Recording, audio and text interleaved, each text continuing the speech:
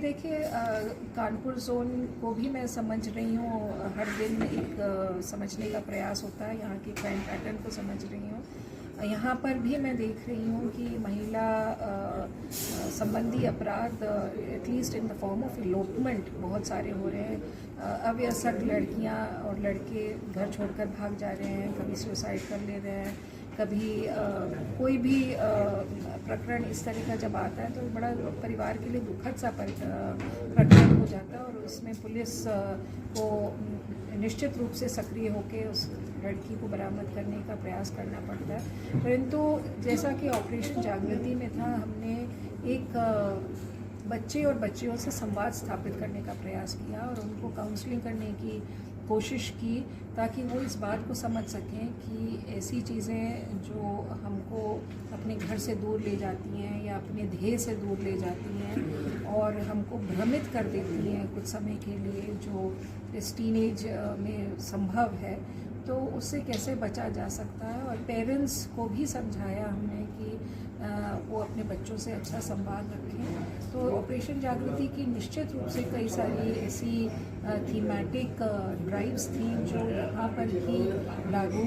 होने के पूरा स्कोप है और इसके लिए मैंने एसपीज़ को निर्देशित किया है। और मैं ये भी आपको बता दूं कि माननीय मुख्यमंत्री जी द्वारा जो मिशन शक्ति केंद्र स्थापित किया गया है सभी थानों में, तो मिशन शक्ति केंद्र की कार्य में गतिविधियों में ऑपरेशन जागृति की सभी थीमेटिक सब्जेक्ट्स को ऑलरेडी इंटीग्रेट कर दिया गया है। तो मिशन शक्ति केंद्र प्रदेश भर में व्याप्त है और प्रदेश भर में ये कार्रवाइयाँ कर रहे हैं। तो निश्चित रूप से कानपुर जोन में भी इसका पूरा स्कोप है।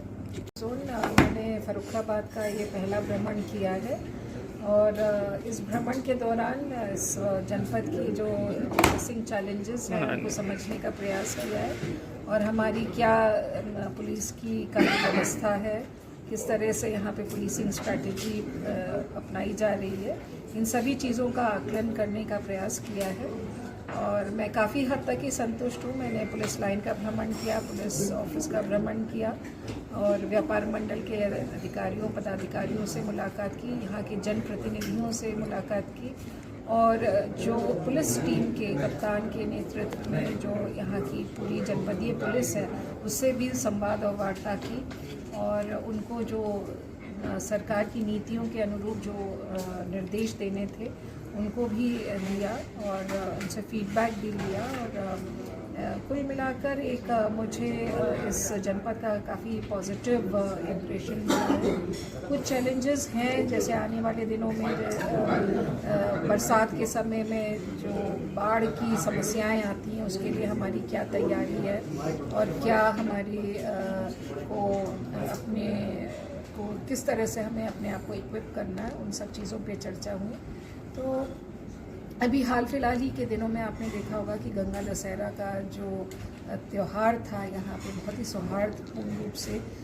हुआ संपन्न और स्नान में कहीं भी कोई अप्रिय घटना सुनने में नहीं आई। और गंगा जी का एक बड़ा यहाँ पे अंधियारा क्षेत्र है जिसमें सकुशल लाखों लोगों की भीड़ ने स्नान किया। तो इस तरह की हमारी जो व्यवस्थाएं यहाँ पर काफ़ी अच्छी कायम हैं ऑलरेडी। कुछ और चीज़ें हैं जिससे हम पुलिसिंग व्यवस्था को और सुदृढ़ करना चाहते हैं, तकनीकी रूप से भी और अगर प्रोफेशनली भी हम उसको और सुदृढ़ करना चाहते हैं। और पुलिस का व्यवहार, पुलिस का कम्युनिटी पुलिसिंग और पब्लिक का ट्रस्ट और जो माफिया है उसके विरुद्ध एक tightening the noose around the mafia, मतलब कि और किस तरह से सख्त कार्रवाई हम अमल में ला सकें, इन सब चीज़ों पर हमने चर्चा की ताकि जो पुलिस की कार्य प्रणाली है वो और प्रखर हो और हमको बेहतर रिजल्ट्स मिले और एक अमन शांति का वातावरण यहाँ पे कायम रहे और हम सभी तीज त्यौहार अच्छे से संपन्न करा सकें। मैम, आगरा